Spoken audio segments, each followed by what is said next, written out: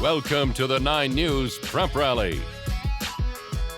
Happy Saturday morning. I'm Ashley Moore, and welcome into the Prep Rally. You all at home are showing out this season. 15,000 votes in week 2, 16,000 this week, and something tells me we'll smash that number again next week for the game of the week. And speaking of voting, you picked a good one. The clash of Cold Creek. Crosstown rivals Centaurus and Monarch squaring off. But first, before the game, is always the Prep Rally.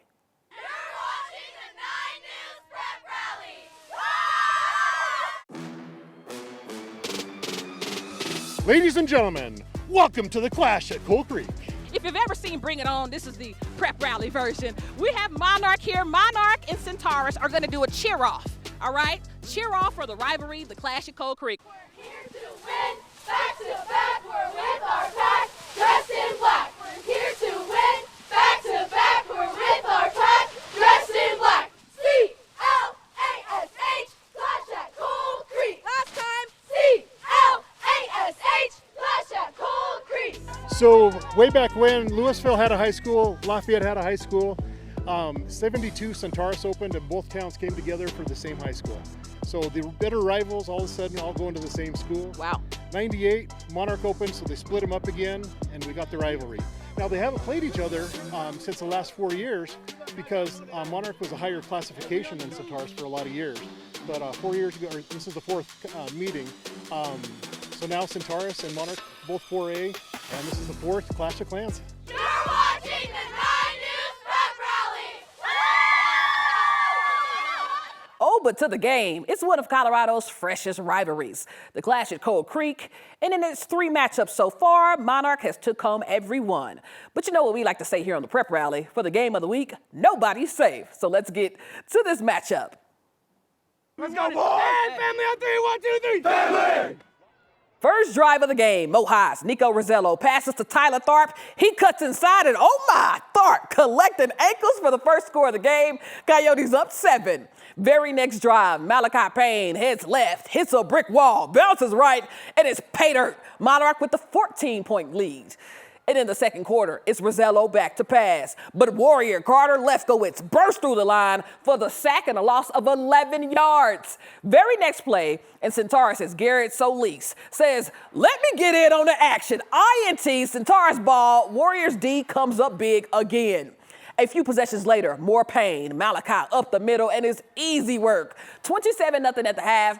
But to the Payne killer. Monarch with the ball on the 10 when Payne says, welcome to the House of Payne. He turns on the Jets for a 90-yard house call as Moha goes on to win it and take home bragging rights again for the Clash at Cold Creek. My boys in the line, they came ready to block, ready to play, and ready to dominate on the line. You know, we knew we had the size and strength, and we've been in the weight room ready to work all summer, so we came out ready this season to just dominate teams like them. It's definitely bigger, you know, rivalry week. Know a lot of these players played with them and stuff, so it's definitely bigger, especially the crowd, everyone watching, so it's definitely bigger. I'm proud of our performance. I think we did good. Yes, sir. Can't wait to play Fairview next week. We're going to beat them. Let's go, Yotes! Go, Yotes, baby! Big boys are ballers! But to the game that was almost our game of the week. Get Denver taking on Denver Christian. And early on, KD's senior QB, Yanni Balafas, finds Colton Meade, who spins out of the tackle and in for a touchdown, 34-7 Devils. Denver Christian now in one of the most interesting formations I've ever seen. From a single foul line to trips left, but with the distraction work. Sophomore QB Cole McCabe back to pass, and this one's intercepted by KD's Colton Meade, working on both ends of the field. But to the end of the half, KD's Balafas finds a different sophomore in Clayton Legger for the touchdown. Denver wins it 47-27. Over at the Stutler Bowl, one of Utah's top teams in Sky Ridge taking on the biggest and the baddest in the Cherry Creek Bruins. And a couple of Broncos in the house, Garrett Bowles and Talanoa Hufunga.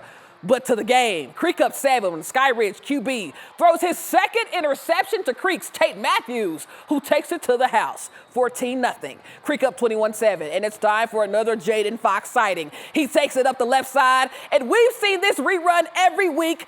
Ain't nobody catching him. 75 yards to the crib. Well, Sky Ridge will get within 6, but it is Fox again. 65 yards this time for the clinching touchdown as Creek goes on to win it, 51-28.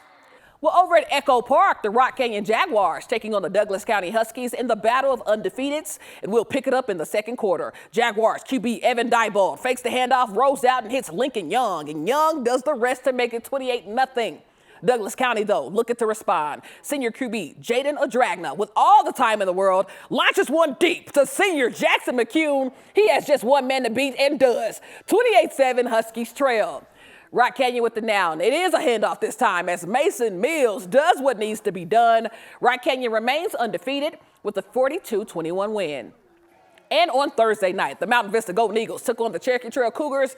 And I know I've said it before, but Vista is back. Second quarter, QB Marquise Reese airs it out downfield, and it's caught by Brooklyn Haley with a one-handed catch. Bailey, my goodness. Second quarter, Vista up 27. CT looking to punt when Vista's Lucas Conklin blocks it, scoops it up, and scores. Vista rolls 49-8.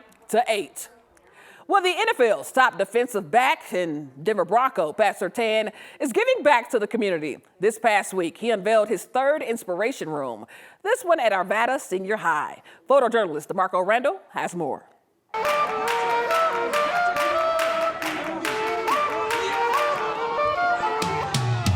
You know, all of this is great for Arvada.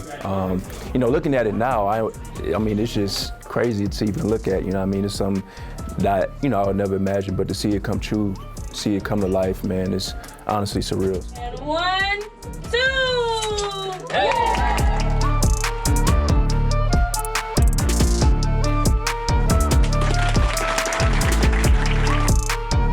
You know, everybody's telling me how much interested they are to be in this classroom now, knowing that they got all the resources, the tools to succeed at the next level. I've never felt so engaged or interested being in Feeney's Patho class. And knowing that even more of the health science programs are coming from Mr. Surtain just inspires me for the future. When I look back, you know, at this, I think it's gonna be a moment where I realize that this is bigger than me, but this is for, you know, my mission, and that's giving back.